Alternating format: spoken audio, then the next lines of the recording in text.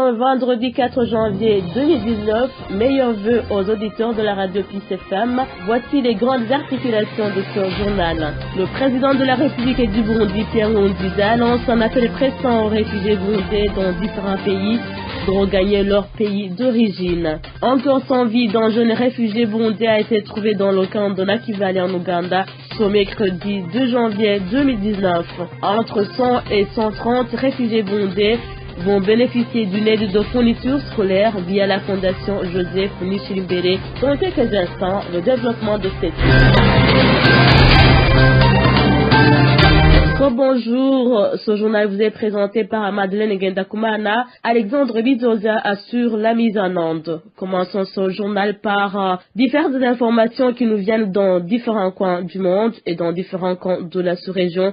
C'est un reportage signé Franck Espoir Ndizeye. Des millions de personnes dans le monde ne sont citoyens d'aucun pays. Ils ne peuvent pas voyager, aller à l'école, trouver un travail ou se marier. Tels sont des propos d'une chanteuse et partenaire du haut niveau du HCR, Madame Eshun, qui utilise sa voix pour parler au nom des apatrides. Ils ne peuvent pas même se marier.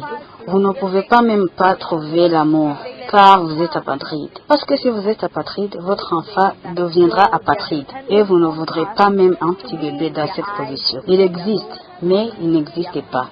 Ils dépendent donc de nous pour être leurs yeux, leur nez, leurs pieds, pour marcher, pour être leur voix, pour être leurs mains, pour l'action. La musique est très puissante. Cela peut changer votre humeur de l'heureuse à triste. Cela peut vous donner toutes les ambiances du monde en fonction des paroles de la chanson. Il a la capacité de changer de mentalité.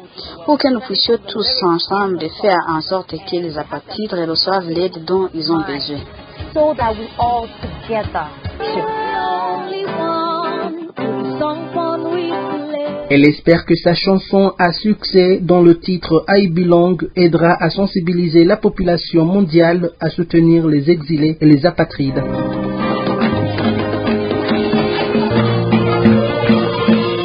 Après 15 ans d'exil, une famille du Darfour décide de rentrer au Soudan. Le HCR et ses partenaires collaborent avec les gouvernements du Tchad et du Soudan pour venir en aide aux réfugiés soudanais comme ceux qui souhaitent rentrer volontairement dans la sécurité et la dignité. Madame Kissa, une réfugiée soudanaise du Tchad, nous en parle. Il y avait la guerre au Soudan. Les avions bombardaient notre village. Nous nous sommes échappés au Tchad et les humanitaires nous ont aidés. Nous avons été ici pour trop longtemps. Maintenant, il est temps de rentrer. Le HCR fournit des conseils, de l'argent pour le voyage, des kits de voyage et du moyen de transport. À leur arrivée au Soudan, ils transitent par un centre de réception gouvernementale où ils reçoivent des rations de nourriture pour 3 mois à raison de $200 par personne et de $400 par réfugié, en plus du transport vers la destination finale. Depuis notre départ en 2004, j'ai perdu beaucoup d'amis et de familles. Mais ça fait du bien d'être de retour. Les choses ont beaucoup changé. Je suis optimiste, par la grâce de Dieu, tout ira bien. En 2018, 30 ménages avec 112 personnes et au total 1760 réfugiés renvoyés volontairement du Tchad au Soudan. Le rapatriement volontaire des réfugiés soudanais se poursuivra jusqu'en 2019.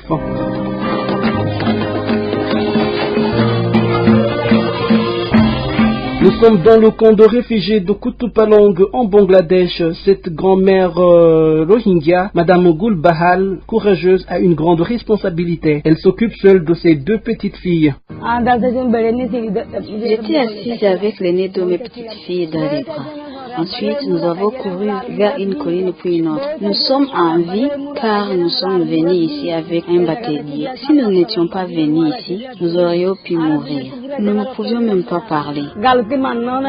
Une surprise l'attendait à Kutupalong. Elle a retrouvé enfin sa petite fille cadette. Madame Gulbahari est comme une mère pour ses filles, d'après Juneira, l'une de 2.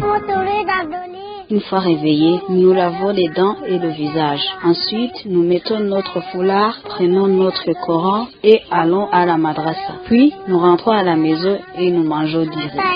Plus de 713 000 réfugiés Rohingyas ont fui la violence au Bangladesh depuis août 2017. Environ 32 355 femmes élèvent des enfants seuls.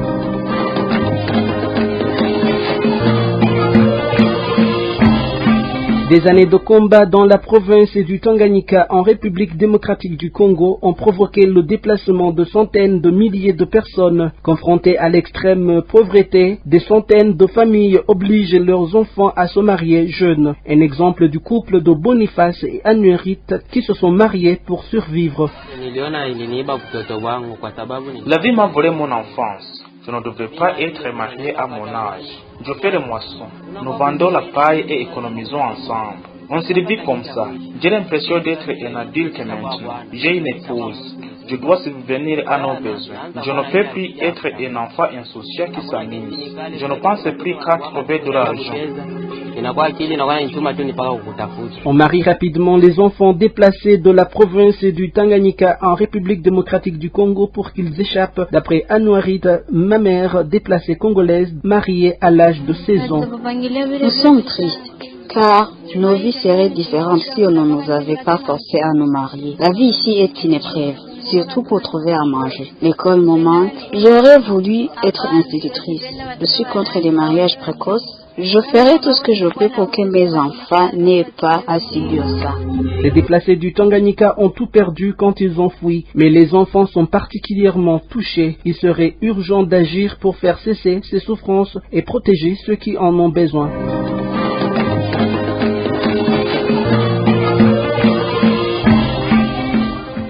Le président de la République du Burundi, Pierre Nkurunziza, lance un appel pressant aux réfugiés burundais de différents pays de regagner leur pays d'origine. Il a annoncé dans son discours de meilleurs vœux du nouvel an 2019.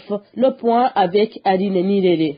Dans son discours de meilleurs vœux de l'an 2019 à la population burundaise, le président de la République du Burundi, Pierre Nkurunziza, en a profité pour lancer un appel pressant aux réfugiés burundais dans différents pays de regagner leur pays d'origine, le Burundi. Il a révélé à l'opinion nationale et internationale que l'année 2019 est une année de rapatriement volontaire pour tout réfugié en terre d'exil, pour autant que la paix et la sécurité publique au Burundi seraient une réalité.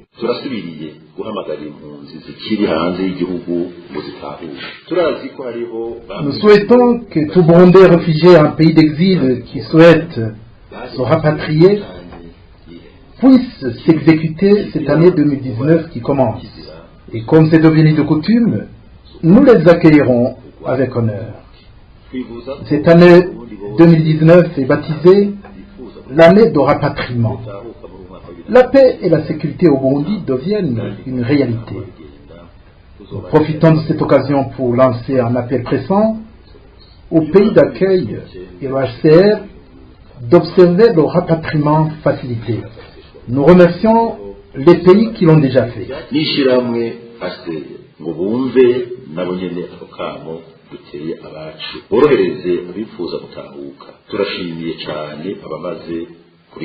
D'aucuns ont vite réagi à son message, un appel pressant de rapatriement volontaire prononcé par la plus haute autorité burundaise. La première réaction est ici prononcée par Révérend Pasteur Kiwishatse Jean Bosco, président du camp de Mahama en République rwandaise. Nous l'écoutons. C'est malheureux quand un chef d'État demande aux gens de se rapatrier, alors qu'au pays il y a encore des pleurs. Des gens sont tués, des gens sont portés disparus et tués. Aujourd'hui comme hier, le Burundi connaît une situation très critique des droits de la personne humaine. Que les institutions burundaises rétablissent des conditions favorables à la paix et à la sécurité publique.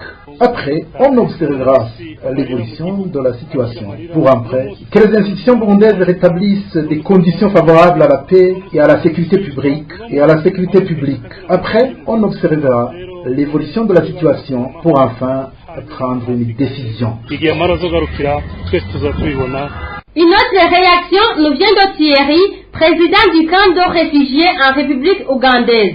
Le message à travers le discours présidentiel kuri iryo jambo ryashikirijwe n'umukuru w'igihugu cy'u Burundi ari ya mvugo ya politiki bamenyereye yo guhenda abantu mugabo umuntu wese ariko akaraba ibintu bimeze mu gihugu cy'u Burundi yoja ngo abisha abantu guharira bw'impunzi zitaho kuko turavye politiki iri mu gihugu si politiki ihumuriza yotuma impunzi zitaho turavye ingene ubutungane bukora nta muntu yovuga yuko uno munsi ashitse mu gihugu yotunganirizwa haba mu vyiwe canke mu biwe.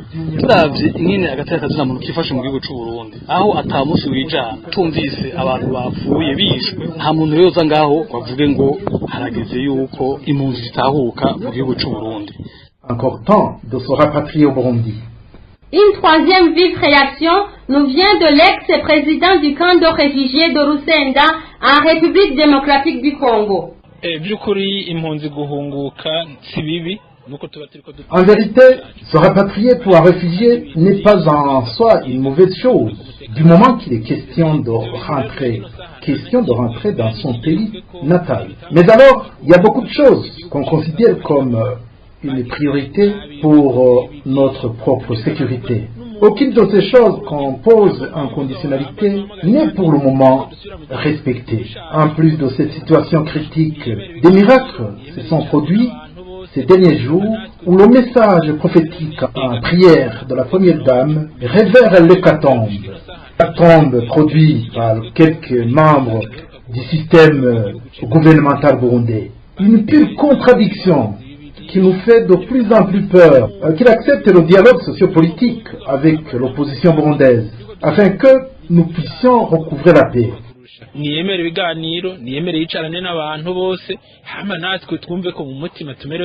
Maître Isidore Rufikiri, l'ancien bâtonnier burundais, trouve normal l'appel pressant prononcé par la plus haute autorité burundaise quant au rapatriement volontaire de réfugiés burundais. Il pose néanmoins différentes garanties pouvant permettre le rapatriement volontaire. Ces garanties devraient être impérativement respectées par le pouvoir de Bujumbura. Il est normal que Nkurunziza, dans sa position de président de la République, lance un appel constant aux réfugiés pour qu'ils regagnent leur patrie. Seulement, ce qu'il ne réalise pas, c'est que c'est un président qui est dans une situation générale de crise de confiance. Et la situation générale de crise de confiance qui fait que les gens qui ont pris fuite, comme les citoyens qui sont à l'intérieur, du moins pour la plupart, ne croient plus à sa parole. En réalité, si Nkurunziza veut réellement que les réfugiés burundais regagnent leur patrie, il doit leur donner un certain nombre de garanties. Et ces garanties, les unes sont d'ordre juridique, les autres sont d'ordre judiciaire, les autres sont d'ordre politique. Alors, je demande aux réfugiés d'être très prudents et d'être très vigilants, d'être très lucides par rapport aux conditions qui peuvent les convaincre de rentrer. Rappelons à toutes fins utiles que cet appel au rapatriement par Pierre Nkurunziza vient s'ajouter à d'autres. À chaque fois que des réfugiés ont répondu positivement aux appels, ils ont dû tomber dans un piège d'arrestation arbitraire, de coups et blessures volontaires graves, allant jusqu'à la mort et surtout de disparitions forcées. Rappelons à toutes fins utiles que cet appel au rapatriement par Pierre Nkurunziza vient s'ajouter à d'autres. À chaque fois que des réfugiés ont répondu positivement aux appels, ils ont dû tomber dans un piège d'arrestation arbitraire, de coups et blessures volontaires graves, allant jusqu'à la mort et surtout de disparitions forcées. Nous concluons cette information en vous disant qu'il est devenu impossible, sinon un casse-tête, de pouvoir disséquer les messages présidentiels au Burundi. Un corps sans vie d'un jeune réfugié burundais a été trouvé dans le camp de Nakivale en Ouganda ce mercredi 2 janvier 2019. Des détails avec Yves Irakoze. Ce mercredi, le 2 janvier 2019, un corps sans vie de jeune réfugié burundais a été trouvé dans le camp de Nakivale en Ouganda. Ce jeune réfugié connu sous le nom de Nata Iradukunda a été trouvé précisément sur le terrain de New Congo du camp. Comme nous l'a signalé, l'un des membres de sa famille, Nathan, aurait été tué par des gens avec qui ils étaient ensemble la nuit de son mardi, le 1er janvier 2019. Ils étaient dans un bar chez Mani, dans le village de New Congo. Il lui a demandé à qui appartenaient les chaussures, lesquelles portait Nathan. Après une dispute, il a été égorgé à l'aide d'un moustiquaire. Pour le moment, il est au cachot, je l'ai vu. Et on m'a dit d'y retourner après l'enterrement pour qu'il puisse me faire part l'état d'avancement de l'enquête. L'un des présumés de ce meurtre a été arrêté par la police et incarcéré dans le cachot du camp. Mais l'autre n'est pas encore arrêté. Ce jeûne a été inhumé cet après-midi de ce jeudi, le 4 janvier, par la communauté des réfugiés burundais et les membres de sa famille. Dans le camp de Nakivale en Ouganda, Yves Irakoze pour la radio Peace FM, Voix de la jeunesse. Entre 100 et 130 élèves et réfugiés burundais vont bénéficier d'une aide de fourniture scolaire via la fondation Joseph Nishirimbere durant l'année scolaire 2018-2019 qui va débuter au mois de février. C'est en Ouganda. Le reportage de Chanel Nializwa. La fondation Joseph Nishirimbere a débuté ses activités vers la fin de l'année scolaire 2017 et 2018 avec 30 écoliers et élèves dont leurs familles ne pouvant pas se procurer des fournitures scolaires. Ces écoliers à l'âge de 6 ans et plus et 15 élèves de l'école secondaire ont bénéficié de l'aide de ce bienfaiteur. Le coût de cette action a été de 9 500 000 shillings, dont 84% payés par la fondation et 16% par les parents. Les bénéficiaires nous ont fait savoir qu'ils remercient ce bienfaiteur pour cet acte caritatif. La fondation nous a procuré des matériels scolaires et ils ont payé le Minerval. Et oui, ils m'ont demandé en quoi pourrais-je aider. J'ai juste payé 15% sur le Minerval de mes enfants.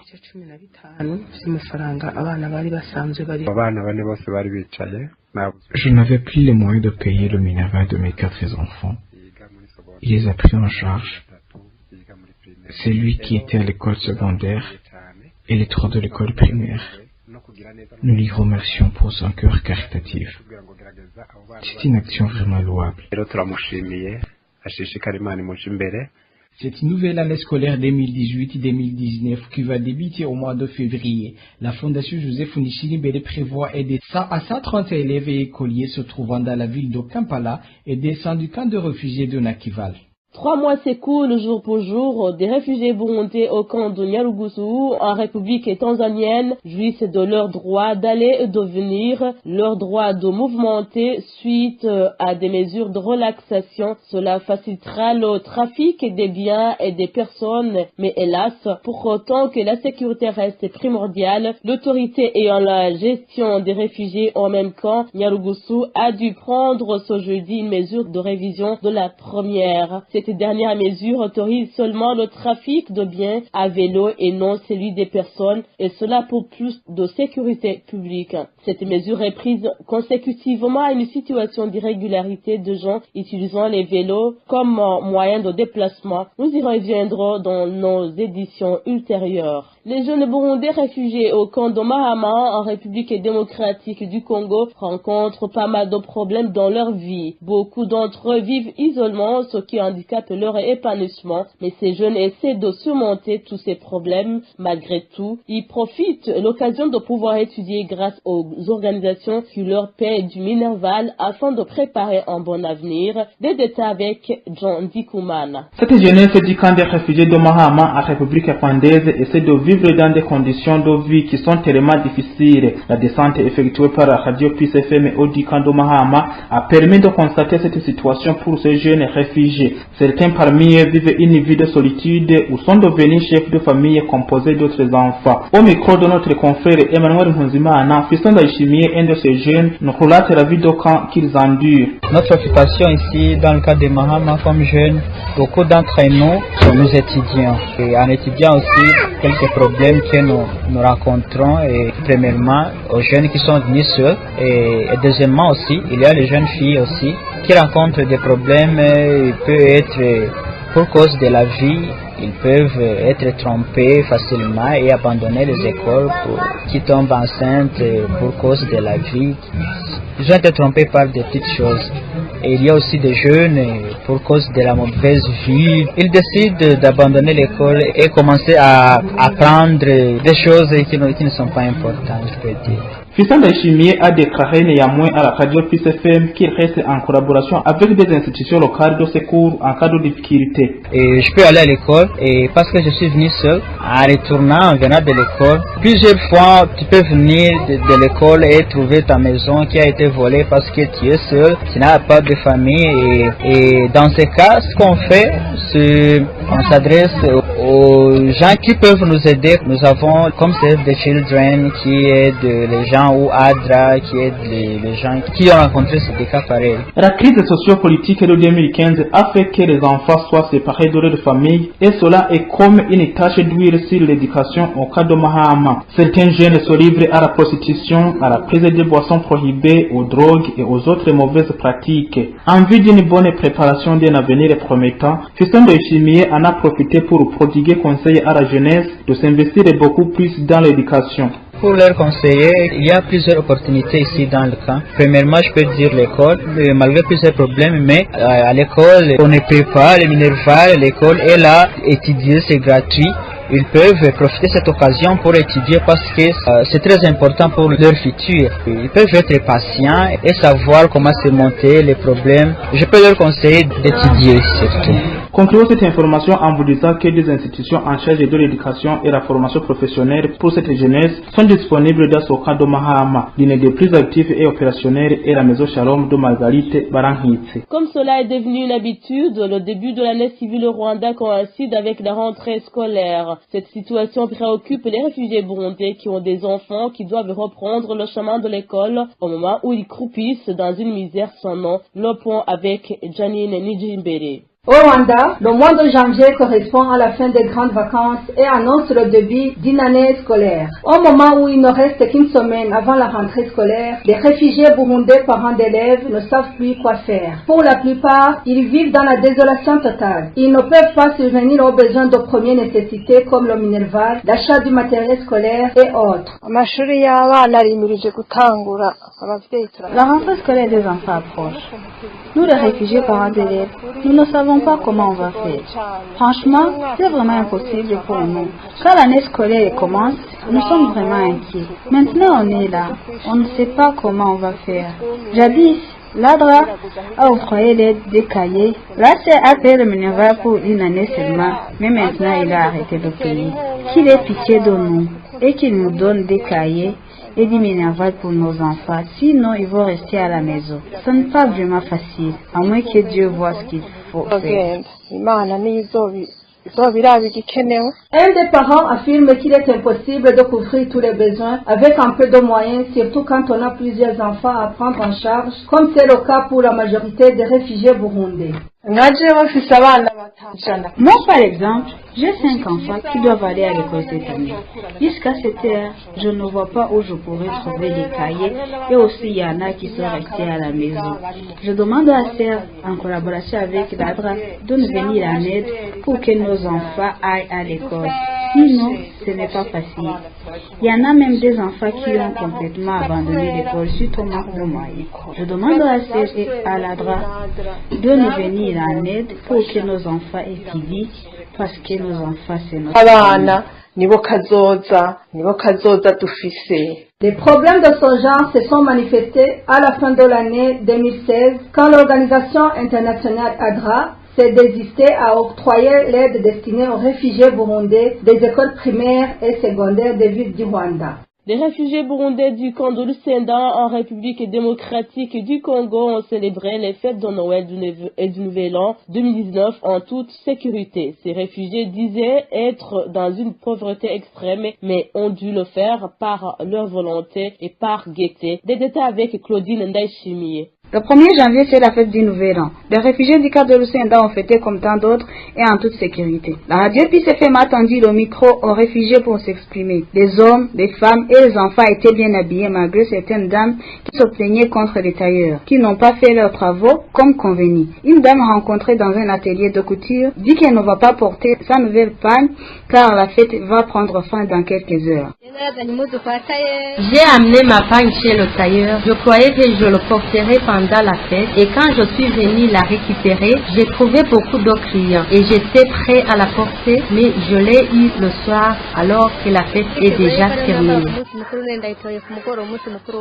Le tailleur a dit qu'il a été dépassé par le nombre de clients. Il a donné l'exemple pour la fête de Noël qu'il a passé la nuit dans l'atelier de couture. Les clients se sont fâchés parce qu'ils n'ont pas reçu leurs habits à temps, jusqu'à ce que le travail soit perturbé par les clients.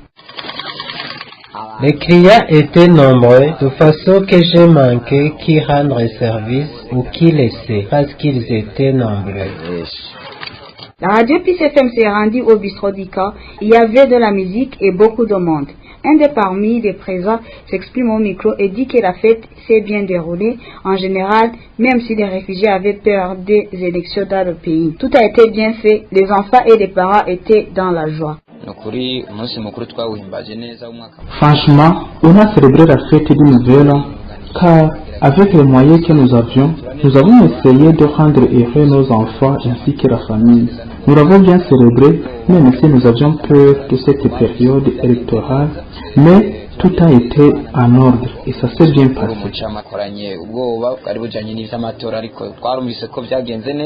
Selon le vétérinaire Hakizimana Célesté, il a dit qu'ils ont abattu 13 vaches, 12 pour les réfugiés et une pour les policiers du camp. Et ajoute que ces vaches sont moins nombreuses par rapport à celles de l'année écoulée où ils ont abattu 25 vaches. Dans les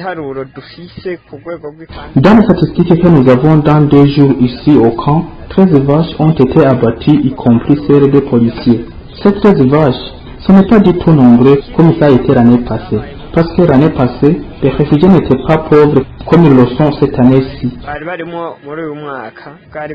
Les réfugiés du cadre de Lucenda ont bien fêté le nouvel an de 2019 et en toute sécurité plus que les années antérieures, malgré qu'il y a un grand nombre de réfugiés qui sont dans l'extrême pauvreté. Toujours au même camp de réfugiés de Lucenda en République démocratique du Congo, et cela depuis ce lundi le 31 janvier 2018, les activités liées à l'Internet et aux réseaux sociaux sont stoppées. Cela est dû certainement à l'organisation rendue compliquée des élections présidentielles, législatives et provinciales en République démocratique du Congo. Cette situation est devenue une préoccupation non seulement pour les réfugiés du camp de Lucenda, mais également pour les correspondants de la radio PIS-FM. Le point avec Arcade Ndikouman. Depuis le 31 décembre 2018, la connexion Internet est coupée sur le sol congolais et cela paralyse certaines activités comme accès à l'information. Les réfugiés se plaignent de cette coupure et disent qu'ils sont hors connexion et ne reçoivent pas les informations en provenance des familles du pays d'origine.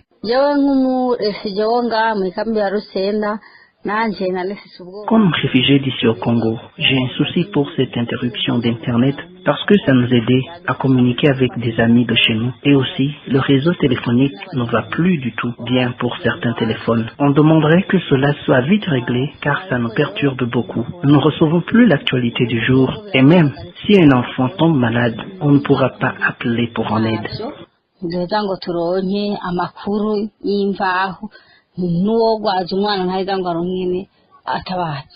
Les correspondants de l'Internews disent qu'ils n'accomplissent pas leurs travaux pour le moment, ils sont privés de leurs tâches, ils ne produisent pas aucune information.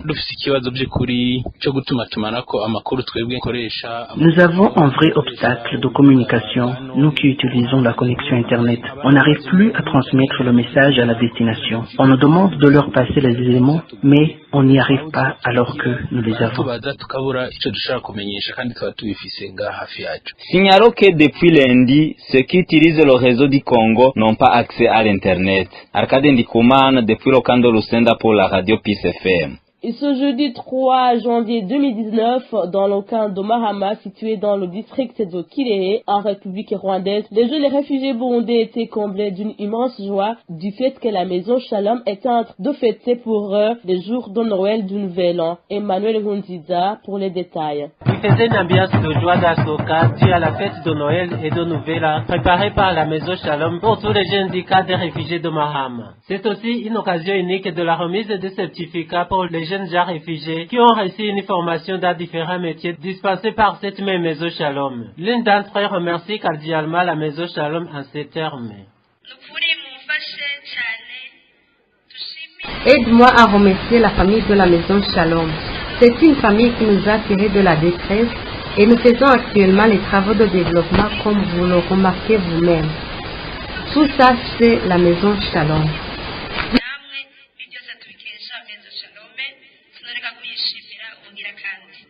Prenant la parole pour cette circonstance, Elisha Nijimbere, le directeur de la maison Shalom, ne cache pas sa joie dans les remerciements envers le Rwanda, notre pays d'accueil.